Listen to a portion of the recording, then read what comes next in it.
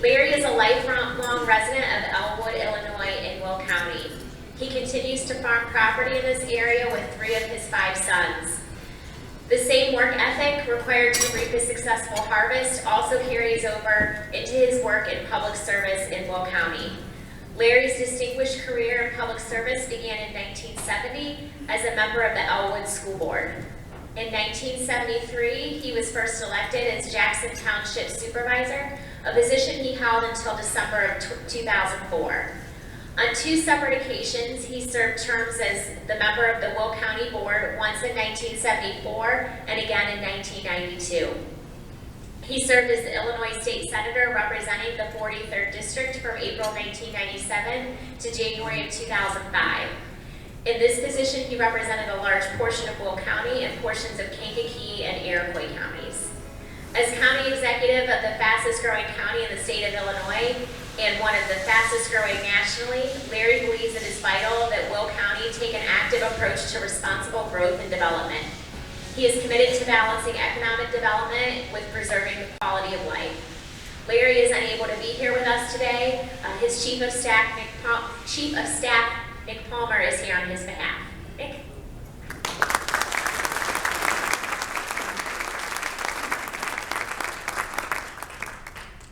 Glad we got that out of the way. I'm Larry Walsh. I only have 4 kids. So.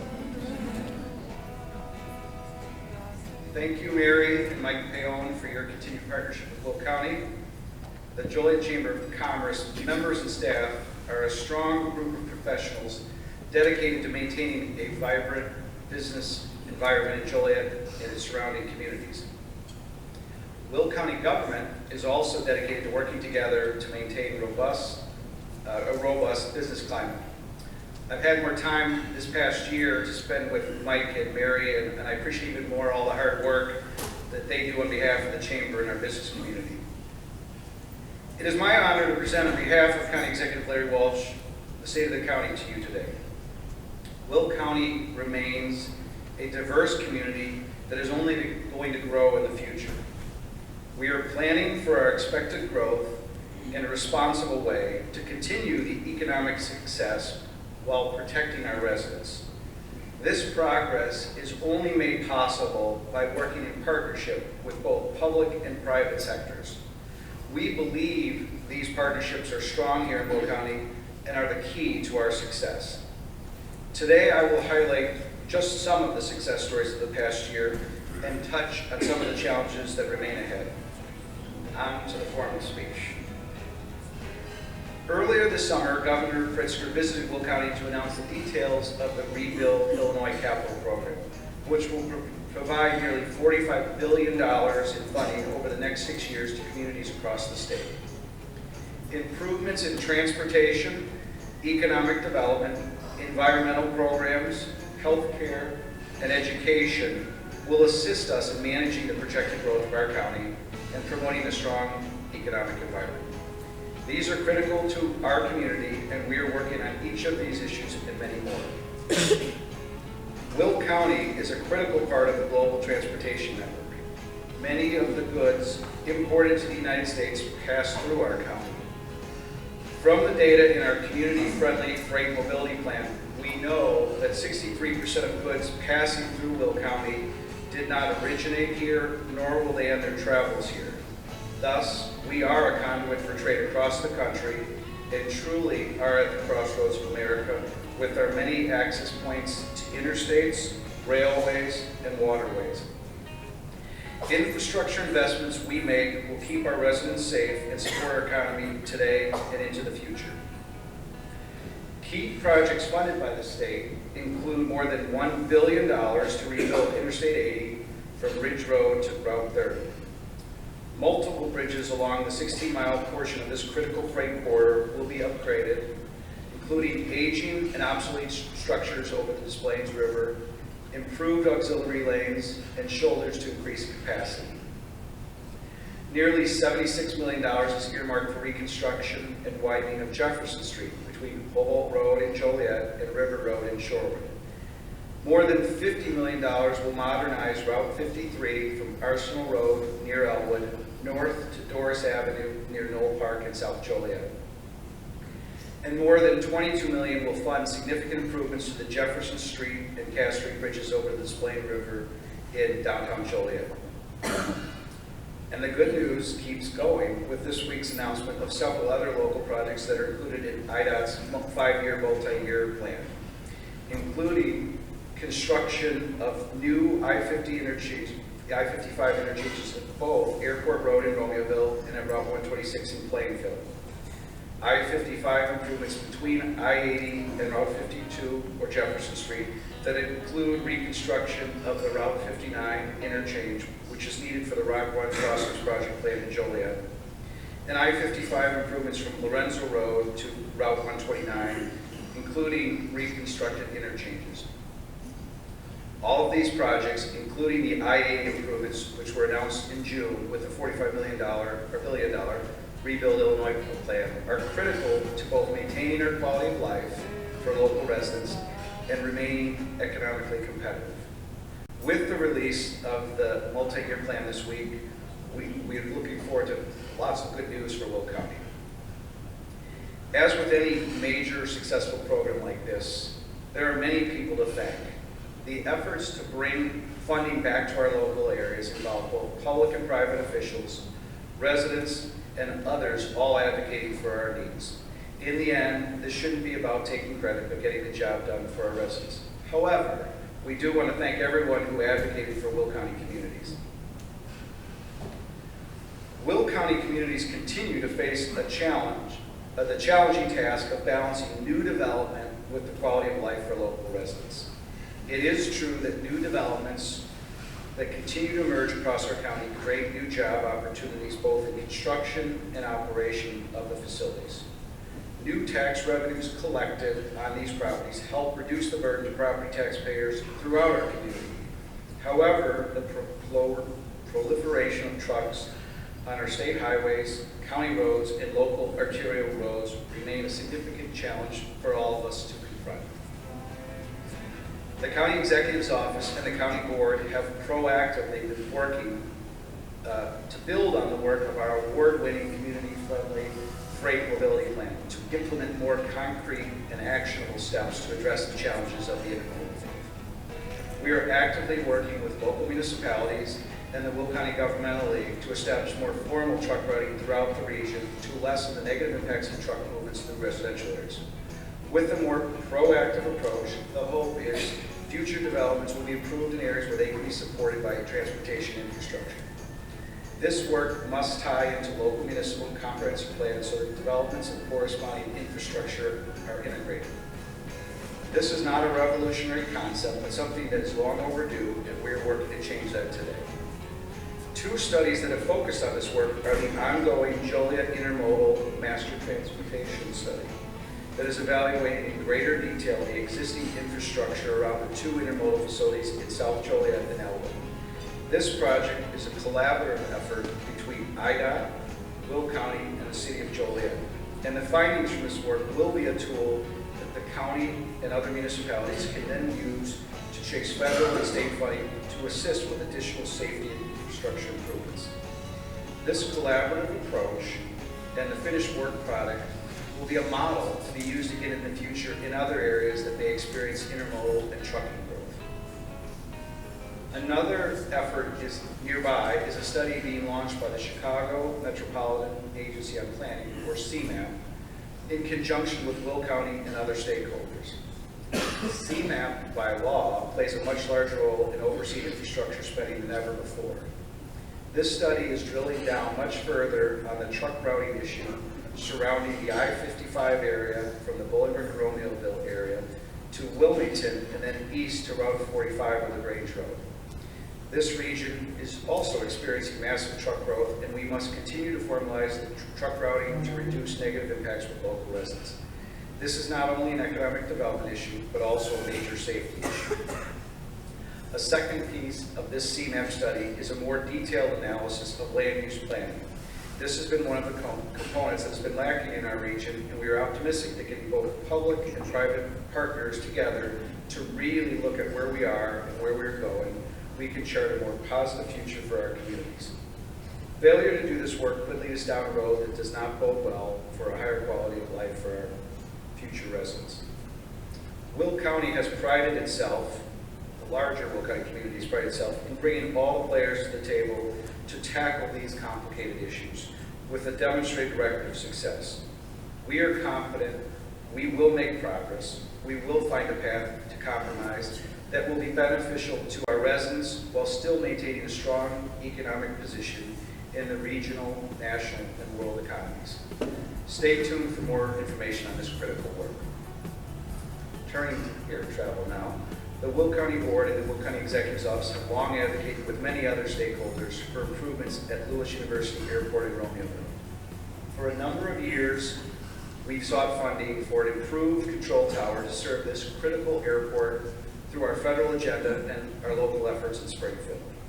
This 1,000-acre airport, which is owned and operated by the Joliet Regional Port District, is a driving force in the economic development of our region. The Illinois Department of Transportation's Division of Aeronautics named Lewis Airport as their 2018 Illinois Reliever Airport of the Year. This special recognition is based on the airport's safety record, cooperation and coordination with IDOT, services provided to the local community, and general maintenance of the facility. With the new capital bill, Lewis will receive $6 million to build a permanent tower to enhance safety and expand operations of the two runways. We want to thank the hard work of Congressman Dan Lipinski, who was a strong advocate for this tower funding. Another benefit of this tower will be the enhancement of educational opportunities at Lewis. By 2035, more than 2 million aviation-related jobs will be available across the U.S., and many of those students will come from Lewis. The Rebuild Illinois Capital Program also includes $3.5 billion to enhance other educational opportunities across our state. We know that higher education is critical to the future of our region, and investment in our Will County schools enables students to prepare for careers at our colleges and universities right here. Nearly $20 million will be going to Joliet Junior College for numerous campus improvements. We thank Governor Pritzker and the General Assembly for making these important investments in local opportunities for our residents. Turning to Will County's work on local capital projects, we continue to make significant progress with our new county courthouse, and I have some important information to report. Work on the courthouse continues to be done both safely and efficiently. We have surpassed 575 workdays without any reportable injuries, and more than 460,000 hours have been logged by local labor. We remain ahead of schedule for our targeted completion date of mid-September 2020 on the impressive $215 million, 10-story state-of-the-art courthouse, which already has become a focal point of downtown Joliet and hopefully will stimulate additional development. The glass panel building will have 38 courtrooms and greatly enhanced security and technology infrastructure to support its daily operations. The front hallways on the upper floors will have floor-to-ceiling windows to allow natural light and subfloor heating and air conditioning to help keep operational costs down. With our existing court system serving 1,600 cases per day, this new courthouse will accommodate our predicted growth while maintaining a high level of security and efficiency. As many of you know, the Child Advocacy Center within our State's Attorney's Office is a critical agency in our efforts to protect children in our community. As this chart shows, there has been a dramatic increase in the number of cases involving crimes against children. The Child Advocacy Center, founded in 1999 by State's Attorney Jim Glasgow, has been successful in obtaining forensic interviews from children that have resulted in hundreds of prosecutions. Last year alone, the CAC served nearly 700 children who have endured physical and sexual abuse and neglect. The staff remains small in numbers, but did increase in size with more than 12 full-time employees, including forensic interviewers, trauma-focused therapists, and treatment coordinators who offer services, including therapy, to help these children begin to heal. These dedicated professionals are doing great work, and we thank them for all that they do. Thanks to the support of many of our local legislators, the CAC will receive $850,000 to assist with the construction of a new purpose-built building. A larger building will allow for additional space for therapy groups as well as a second interview and observation room. The increased space will allow for 2 more therapists and additional advocates. We plan to have more to report on this project in the new year. What some of you may not be aware of is an innovative resource we have to serve local residents.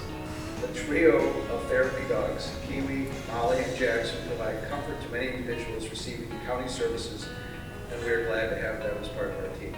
Jim, I'd like to schedule them.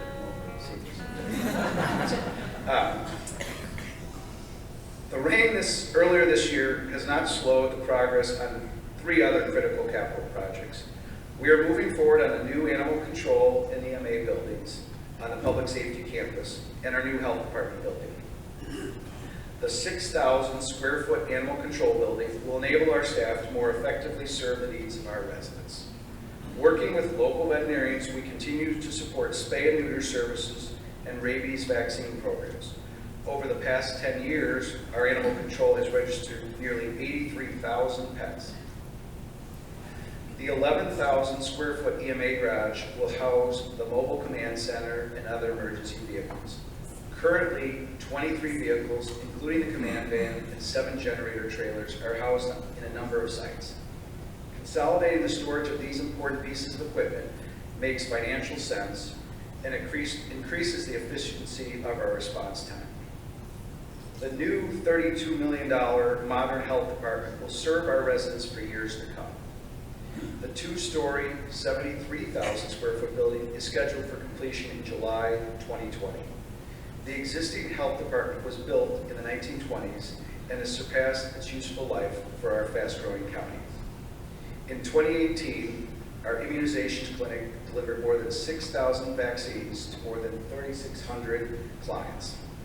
Also in 2018, our food facilities program issued more than 10,000 food service permits across all of Will County, and nearly 7,000 residents receive benefits each month from our WIC, or Women, Infants, and Children program. Our residents and staff deserve a modern building to access and provide these services. As I wrap up the review of capital projects, we wanted to show you a brief drone video of these capital projects. You can see footage over the animal control and EMA construction sites, the new health department facility, and the new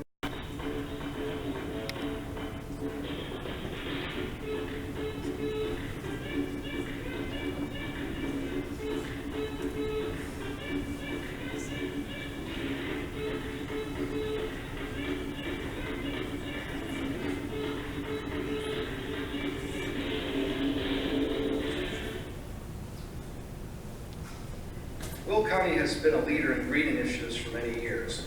With our previous review of county buildings and energy efficiency improvements, the gas-to-electric energy plant at the county-owned Prairie View landfill, and the informative Will County Green website, we continue to offer opportunities and education to our residents and business owners about cost-saving and environmental-friendly programs.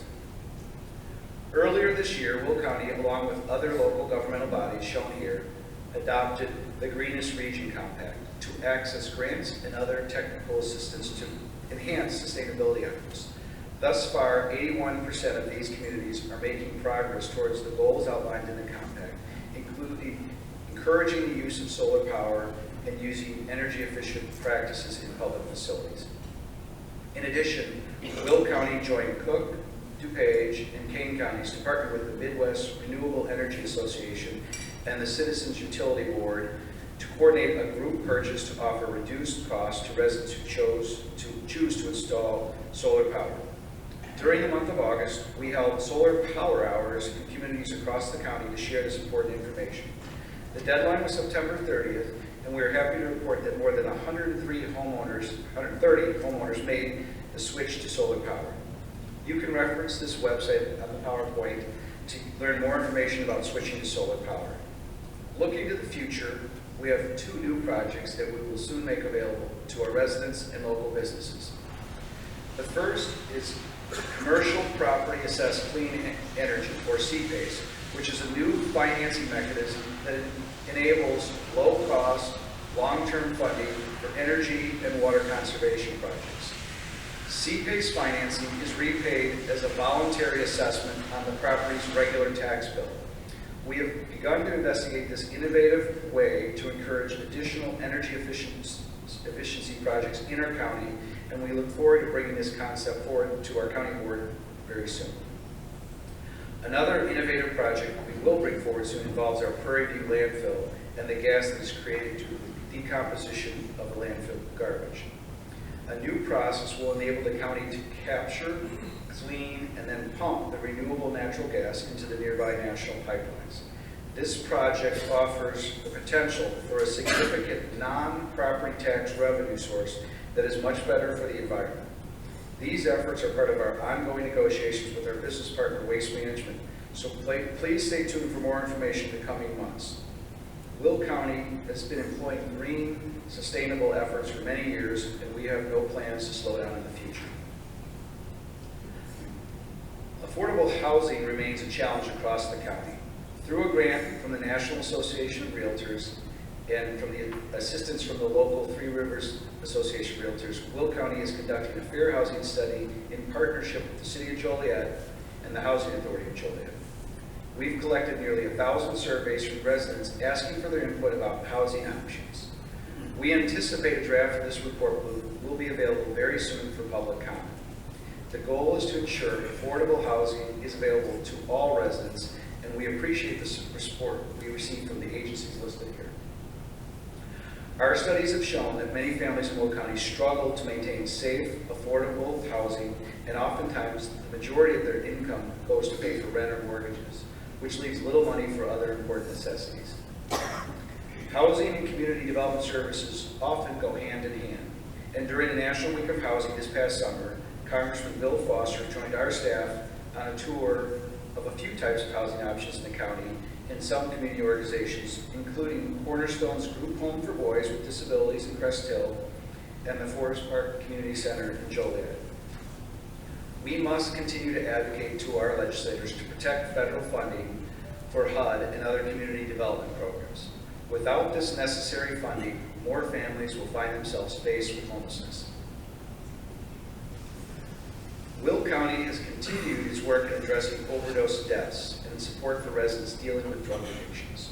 A positive step forward is we reported a slight drop in the overdose deaths locally in 2018, as noted on this slide.